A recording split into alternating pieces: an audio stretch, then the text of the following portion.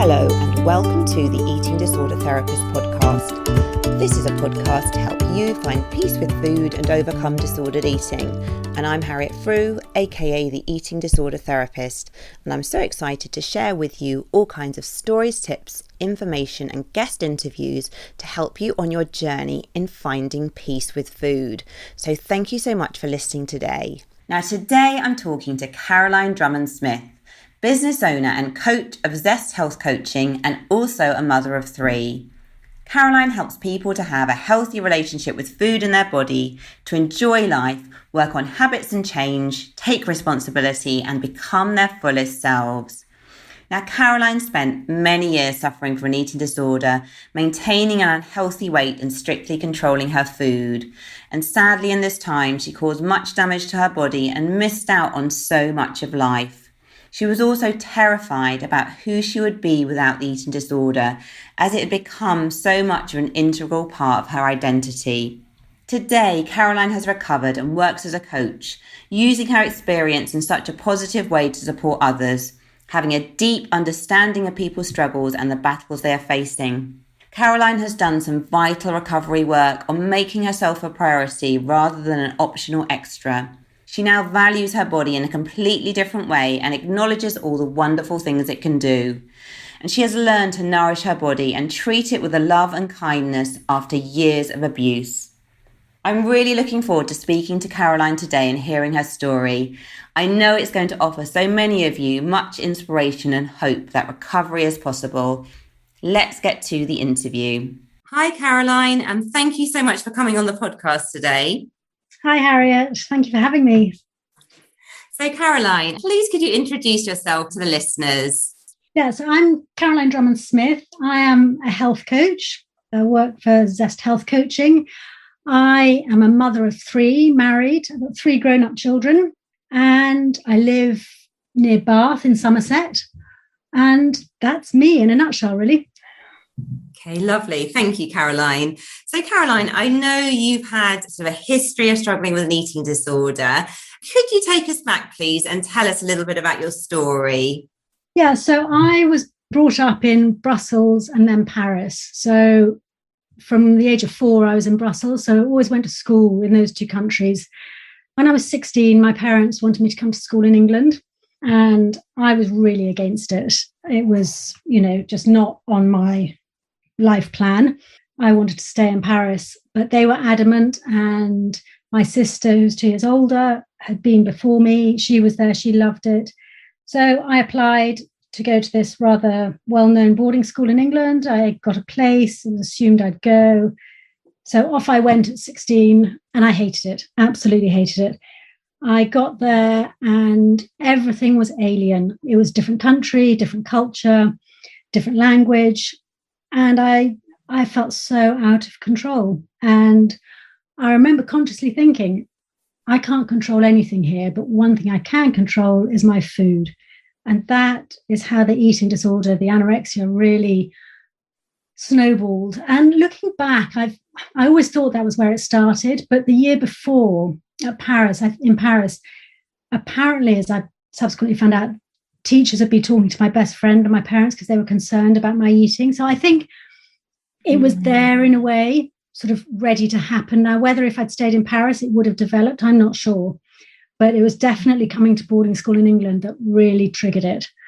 So I spent an absolutely miserable year. By the end of that first year of 6th form, my parents did realise that it wasn't the best thing for me. So they allowed me to go back to Paris, which I did.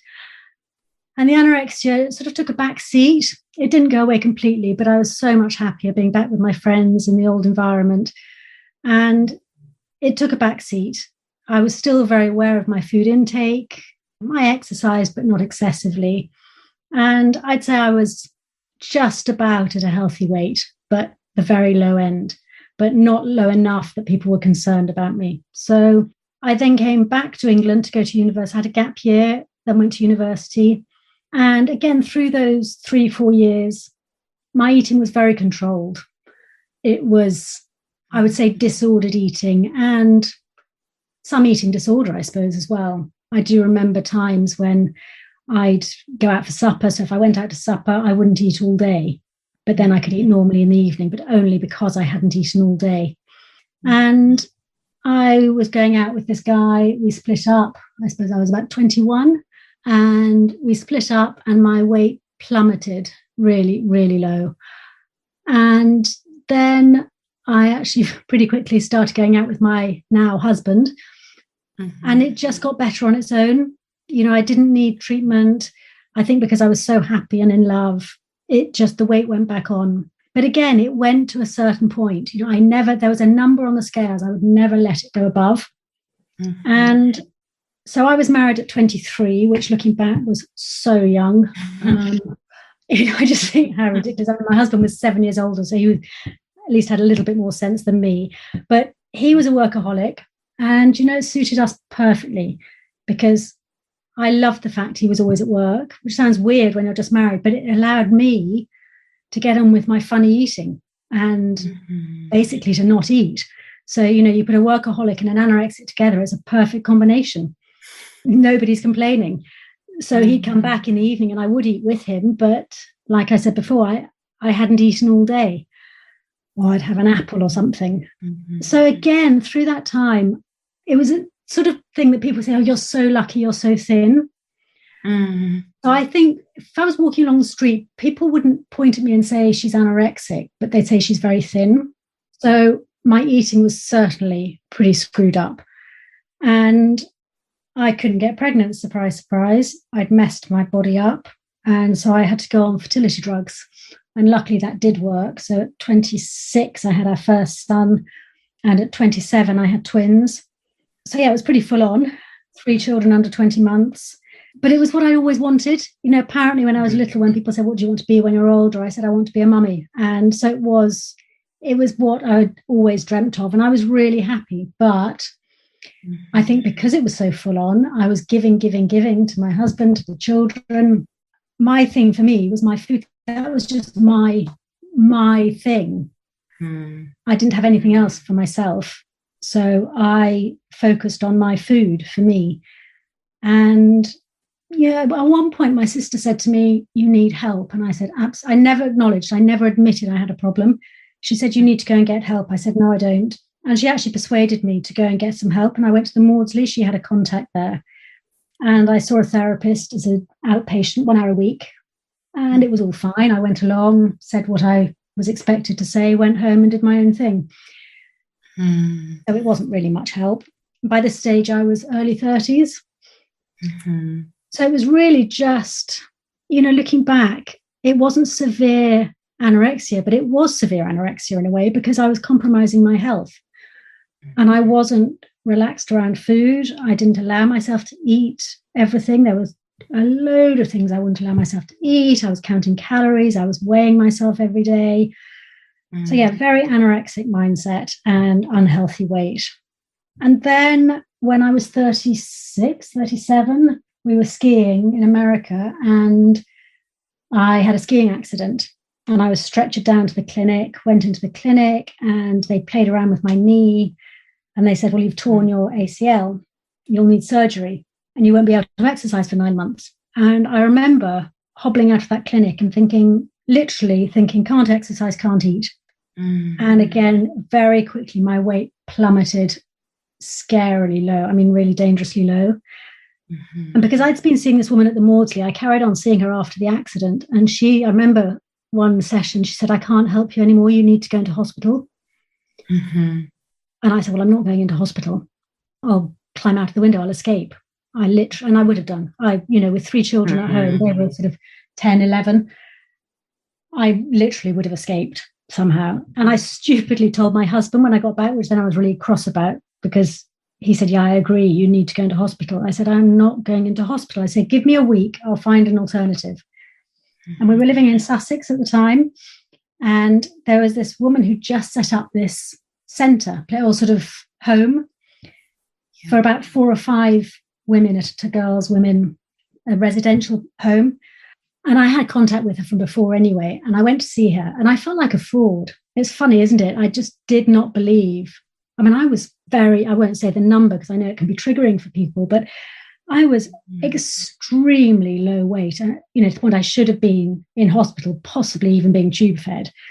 And I remember knocking at her door saying, look, I feel really stupid, but, everybody wants me to get help. But so will you help me just so I can keep everyone off my back? And she said, yes. I said, but I'm not staying the night because I've got children. I'm not going to stay. So the agreement was I'd go in for breakfast and I'd leave after supper. Mm-hmm. And I did that every day for 18 months. Right. 5 days a week. And it was the most amazing place.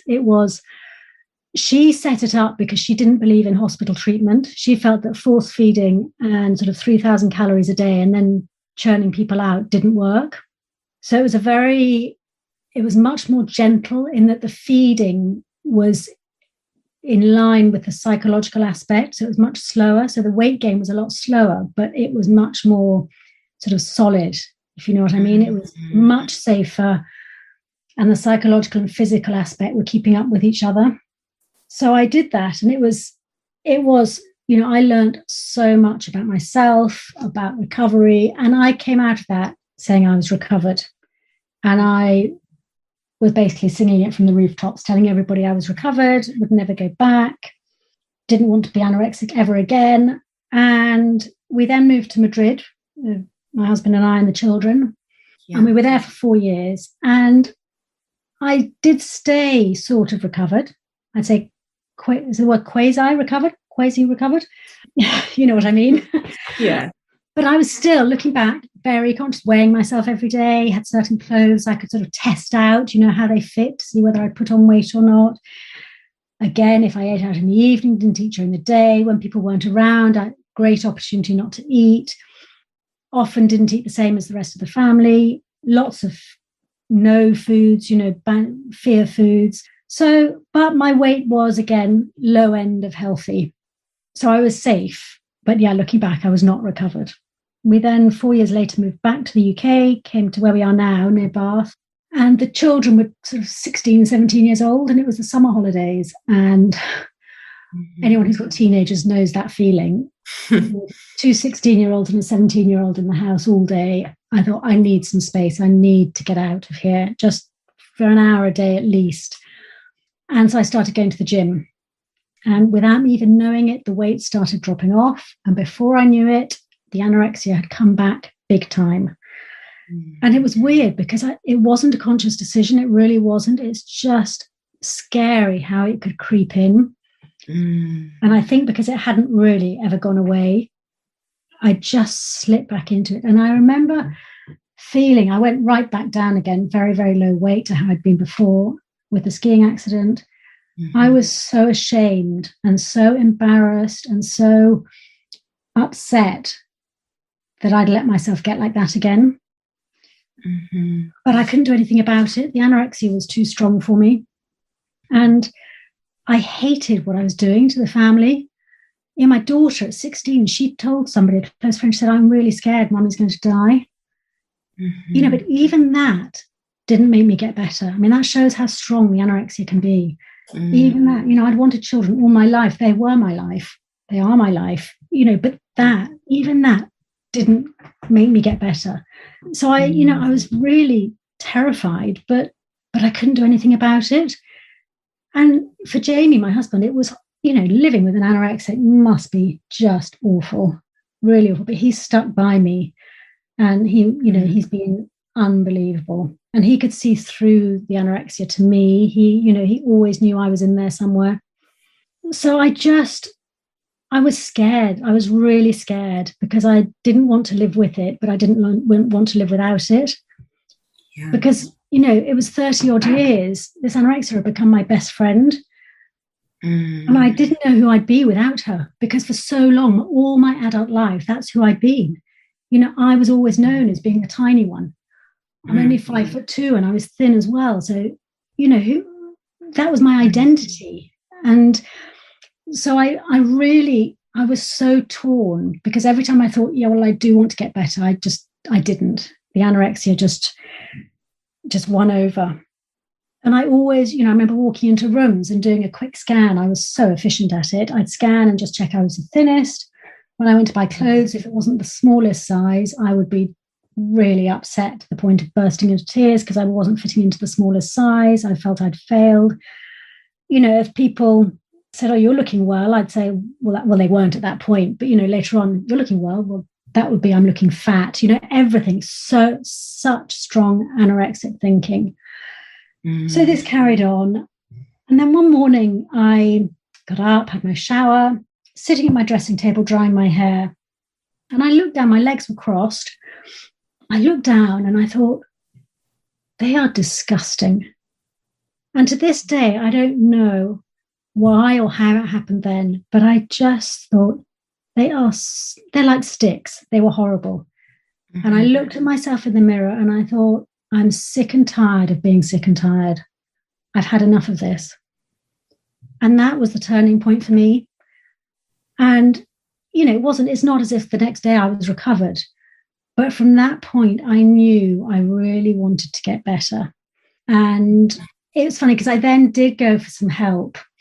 Actually, I think just before that turning point, I had been getting, again, outpatient help locally, but it was doing nothing at all. And I stopped going. And once I had this turning point, I thought, you know what? I don't need any outside help. I know what I need to do because of the help I'd had for those 18 months in Sussex. I actually knew what I needed to do. I just needed to do it. Yeah. And so I did. And it wasn't easy. It's not, as people know who have recovered, it was every day I had to decide, yes, I am going to get better. Yes, I am going to turn away from anorexia. And that voice gradually got weaker and weaker. And the way I describe it is when I was very ill, it was just me. That voice was me. I couldn't even separate Caroline and anorexia out. Mm-hmm. And then as I went through recovery, it became smaller. So the me became bigger and the anorexia became smaller. And then it was all inside me still. And then it was on my shoulder. So I could recognize it. So it was there, still talking to me, still trying to persuade me to not eat and to over-exercise and to weigh myself. But I could actually talk to it and argue with it because it was slightly separated. Mm-hmm. And then as time went on, it just lifted off my shoulder and just got more and more distant. And then it got to the point where sometimes I would notice it, sort of like floated cloud going in front of you. I'd notice it. I think, yeah, that's really interesting, but not interested, thank you. And off it went. So yeah, it took, I'd say, about 4 years to really be recovered. But it was just different this time. And I think Jamie found it hard because when I said to him, I really am recovered, I think he thought, yeah, I've heard that one before. And I didn't want to have to convince him. But over time, he's seen, it's more in what you do, isn't it, than what you say. And he knows now 101% that I'm recovered. And so, yeah, that's my story. That's where I am now. I'm fully recovered, which is then, that then led me to health coaching.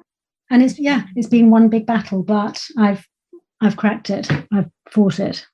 Well, thank you so much, Caroline, for sharing your story. And I think it is just so encouraging to hear that it sounds like you genuinely feel like you've come out the other side now, like head above water. 100%.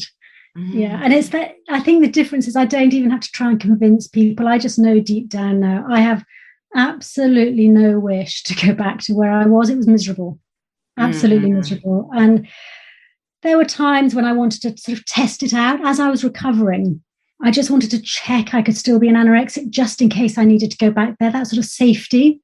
And there was the more and more I recovered, the less I could do that. And that was quite scary because then I thought, oh my goodness, I can't even be anorexic now, even if I wanted to.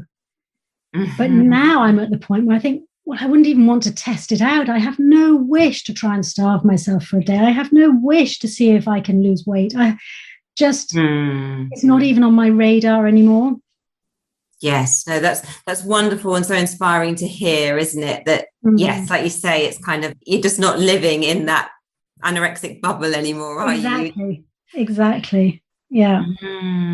So Caroline, could you talk a bit more as well about that 18-month treatment when you went every day or every day, every weekday? I mean, sounds incredible, actually. And I think as well, what dedication by you just to commit to it for that period. So that's quite a big commitment, isn't it? When you've got 3 children as well. It is. Yeah, it was. It was, and at the time, that was the first time I'd ever recognized that I had a problem, which sounds crazy, but, I'd never actually admitted to it. I'd had it for 20 years by then, but I'd never actually used the word anorexia, and I'd never talked to anybody else about it apart from this therapist.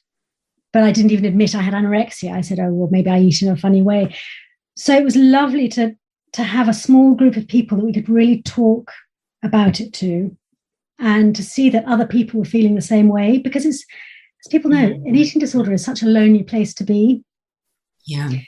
So to be able to talk to other people. And I think one thing that really stands out from that treatment centre was we had to spend time doing nothing, which I found so difficult, really difficult.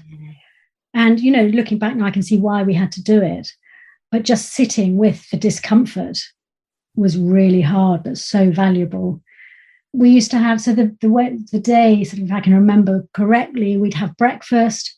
We'd then have a group session in the morning where the woman would talk about, I don't know, just various things. I mean, I learned a lot about, because I never had bulimia, never purged, but I learned a hell of a lot about it, which was interesting apart from anything else.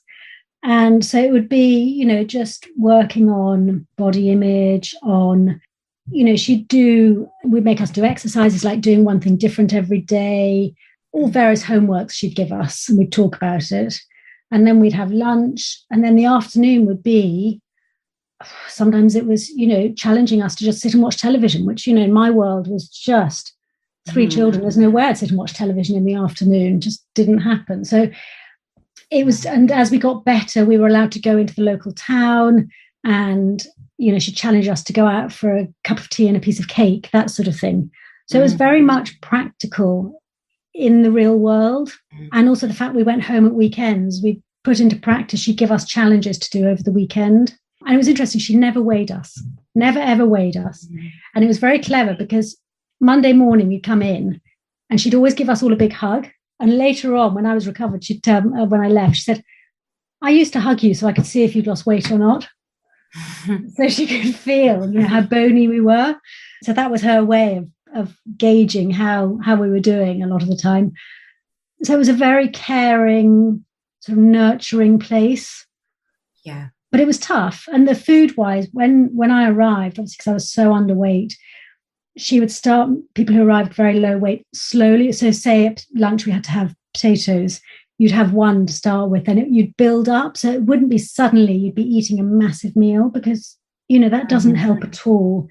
So it was very gradual, but, she was tough on us. I remember literally walking out, getting in my car and driving away because she was making me eat sausage and mash. And I was so freaked out by it, and I refused, and I drove off. I mean, now it just seems crazy, but I remember doing that. I was so terrified of this sausage that I just couldn't do it. So yeah, it was an amazing place. It really was. And it's what set me up to then recover properly later. Yeah, so it sounds like, in a way, I guess, even because it sounds like it got you to a certain point, didn't it, where I guess, you had made so much progress and you learned a lot of tools and really challenged yourself. Yeah, it moved you on significantly, didn't it, with your recovery? It did. Yeah, definitely. Yeah, for sure. And it sounds like a bit of a mixture of, like, in a way, being very caring and nurturing, but also quite firm and boundaried, just to kind of help you push through. Exactly. It's wonderful to hear about that, actually, because I think it is a shame probably there aren't more centres like that, because it does tend to be, it's quite harsh, I think, sometimes, isn't it, when you have to come into hospital and be away from your loved ones, and just systems aren't set up for it to be quite so caring and nurturing as that experience sounded. Exactly. So yeah, and then as we were saying earlier, the body image stuff I touched on, and that was the last thing really to come, and that's only in the last few years, I'd say, I've really, I suppose, come to accept my body. And I think loving your body is a difficult one, isn't it? I don't know how many people really love their bodies and can look in the mirror and say, I love you. I find that quite tricky. I had so many bad days I knew I had to be the weight I was, but it was my legs were my sort of big thing. I hated my legs. And that was the first thing I focused on when I looked in the mirror and when I was buying clothes. But the last few years, I've worked on that really hard. And it's interesting, I was thinking about it the other day. And whereas I used to use the anorexia as a gauge as to how I looked, it was anorexia who told me how I looked. As I was recovering, and when I was pretty well recovered, so say 2, 3, 4 years ago, I still had to, or sort of 4 years ago, I still had to ask Jamie, do I look all right? Do I look overweight? Because I stopped weighing myself. So I haven't weighed myself for years. I just don't do it now.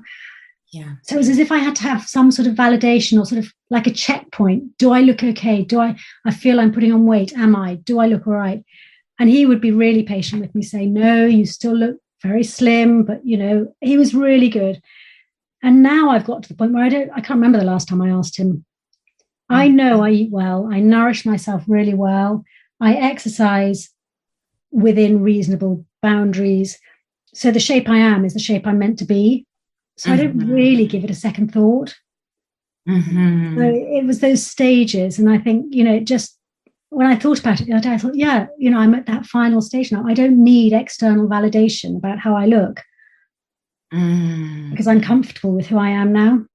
Yeah. No, that's just really wonderful to hear, because I think as well for many people, actually, that body image part is the last piece of the puzzle. It can be quite challenging. Yeah, I think so. I think it really is, because however much you accept, you need to be a certain weight or size to be healthy, and you do accept that. It doesn't mean you like it. Yes, no, sure. I think it's really helpful that you've made that distinction. And how were there sort of certain tools or things that you have done to really help you be more accepting of your body? I think for me, the big thing I used, which is so straightforward, I just had this mantra: life's more important than the size of your thighs. And it's absolutely, but when I was looking in the mirror or sitting down, when you sit down, your legs obviously get bigger when they're pushed on a chair, and because that's what human legs do. But I would hate it.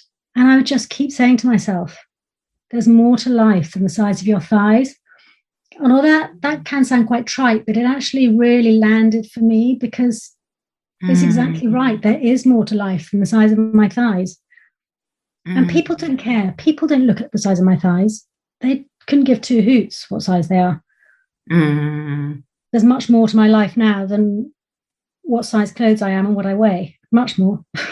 And it sounds like with that mantra, although like in a way you're saying it sounds a bit sort of trite or superficial or whatever, it sounds like actually it was a reminder, wasn't it, of your deeper values probably, and just realizing like the size of your thighs in the bigger scheme of things, it's not so important in terms of other aspects of your life. Exactly. And I can actually live now. I look back at what I missed out on, and the meals, the lovely food I've missed out on over the years. I'd like to go back and eat all those meals I didn't eat. And my husband says it's so nice when we go out now and we eat things together. It's just everything's so different. And I used to turn down so many social invitations because I didn't want to have to eat. Just the energy I put into it all, it was exhausting. And I can actually live a proper life now. Well, it's so great to hear that. And it's so great to hear as well, I guess your husband has been on this journey with you, and it sounds like, it's been at times as well really supportive, but that you really are at the other side and now can like really enjoy things more together. And definitely. He's a saint. Well, he's not, he's a pain in the ass sometimes, but on that, aren't they all?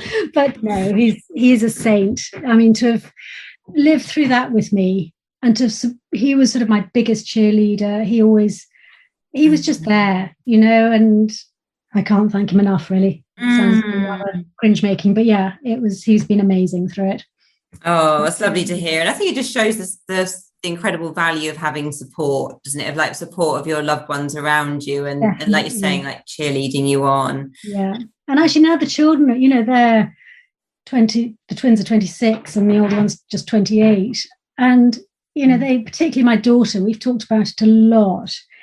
Yeah. And I've always, I've apologized to all of them for what I put them through. And also I gave them a really screwed up view of food and eating. And, that's one of my biggest regrets about it all. And I have apologized to them. And my daughter went through a very brief stage of sort of flirting with an eating disorder. It never got to be bad at all. But, we talk about it a lot, and she's fantastic. She says, these things happen, and she's fine now, and they've learned a lot, and boys are, I think, slightly less interested in it on the whole. But my daughter was talking to somebody about an eating disorder, and she could actually talk about it, knowledgeably, because she's seen it in real life. And so, it's given them something and shown them that life isn't easy, but you can get through things. So, yeah, no, sure. And I think so helpful, actually. It sounds like that you've been able to have some really open conversations about it. And I guess, for them to see you, coming out the other side and to realise, actually, you can really do hard things and get through some really tricky patches. Exactly. So, Caroline, when did you sort of get into health coaching? Then what was your sort of journey into the work you do today? So it was when I really felt recovered. And I went through a stage of not wanting to have anything to do with eating disorders. So that was on one side. But I wanted to do something. The children had left home. I'd always stayed at home with them. I'd done various bits of volunteering. I worked in catering. I did a year of counselling. I thought I wanted to be a counsellor, but that wasn't quite right. So I just did the foundation year. But I knew I needed to do something to fill my time, but I wanted to do something constructive, productive, that stimulated me. And I was looking at various things, and it was actually on Google. Health coaching came up. And when just the penny drops, you think, that's it. Because my degree was in psychology. So I'd always been interested in that side of things, obviously fascinated with food and exercise. And it just brought it all together. And I was so excited. when you're just so excited, you think, yes. So I looked into it. I found, a good training place to do it. And so I did their 6-month training, and then I did their masters for another year. So I trained as a health coach, got some clients, loved it. And still, I absolutely love it, because what I love about it is looking forward. When people say, what's the difference between a counsellor and a health coach? The way I describe it is a counsellor will look, generally, they look back a lot at your childhood and things, as well as looking forward. But a health coach is much more practical. And I'm a very practical person. I like to have practical steps. I like to be able to, give ideas, which as a health coach I can. Obviously a lot of it is the client coming up with their own system and ideas. But, you can give suggestions, and it's much more two-way dialogue. And so I've absolutely loved the health coaching, love it. And then about a year ago, I thought, you know what? I do want to help people with eating disorders. I thought, because I am so out of this now, out of having an eating disorder, that I knew deep down it was safe. And, I wasn't going to try and persuade everybody or anybody in my family that I was all right with it. But I just knew deep down I could do it now. It was the time was right that I could actually work with people with eating disorders. So I then went to the National Centre for Eating Disorders. I've certified with them. And so I have a mixture now of sort of health coaching clients and eating disorder clients. And I mix the whole techniques I use, the system I use is a whole mixture, which I love. I can sort of take bits from every bit of my training and use it with everybody. So I love it, really love it. Oh, wonderful. I mean, I can just hear by the enthusiasm in your voice, Caroline, how you've obviously found your passion and something that brings you so much joy every day. I have. And, I'm 54 now. And I think, my 20s, I'd have thought, well, you passed it by 54. What's the point in starting anything new then? But, the older that you get, the younger you get in your head. So I think, no, I've got loads of time left. So, yeah, I mean, it took me a while to get there, but I'm there now, finally.